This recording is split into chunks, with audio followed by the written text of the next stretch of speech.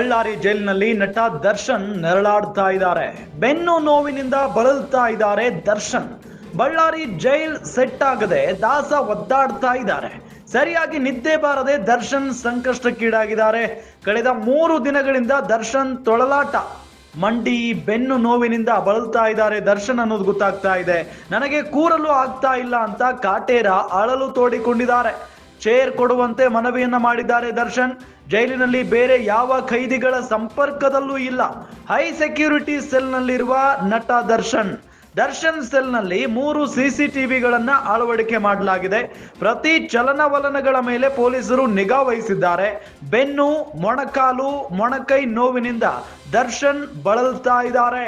ಬಳ್ಳಾರಿ ಜೈಲಿನಲ್ಲಿ ನಟ ದರ್ಶನ್ ನರಳುತ್ತಾ ಇದ್ದಾರೆ ಅನ್ನೋದು ಗೊತ್ತಾಗ್ತಾ ಇದೆ. ಬೆನ್ನು ನೋವಿನಿಂದ, ಮಂಡಿ ನೋವಿನಿಂದ ಒದ್ದಾಡ್ತಾ ಇದ್ದಾರೆ ದರ್ಶನ್ ಅವರು. ನನಗೆ ಕೂರೋದಕ್ಕೂ ಕೂಡ ಆಗ್ತಾ ಇಲ್ಲ ಅಂತ ಹೇಳಿ ಅಳಲನ್ನ ತೋಡಿಕೊಳ್ತಾ ಇದ್ದಾರಂತೆ. ಚೇರ್ ಕೊಡಿ ನನಗೆ ದಯವಿಟ್ಟು ಅಂತ ಮನವಿಯನ್ನ ಮಾಡಿಕೊಂಡಿದ್ದಾರಂತೆ.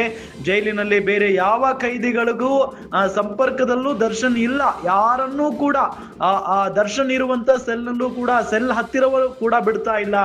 ಜೊತೆಗೆ ಬೇರೆ ಸೆಲ್ಗಳ ಬಳಿಯೂ ಕೂಡ ದರ್ಶನ್ ಅವರನ್ನ ಬಿಡ್ತಾ ಇಲ್ಲ. ಹಾಗಾಗಿನೇ ಏಕಾಂಗಿ ಆಗ್ಬಿಟ್ಟಿದ್ದಾರೆ. ಒಂದು ಕಡೆ ಹೈ ಸೆಕ್ಯೂರಿಟಿ ಸೆಲ್ನಲ್ಲಿ ನಟ ದರ್ಶನ್ ಇದ್ದಾರೆ.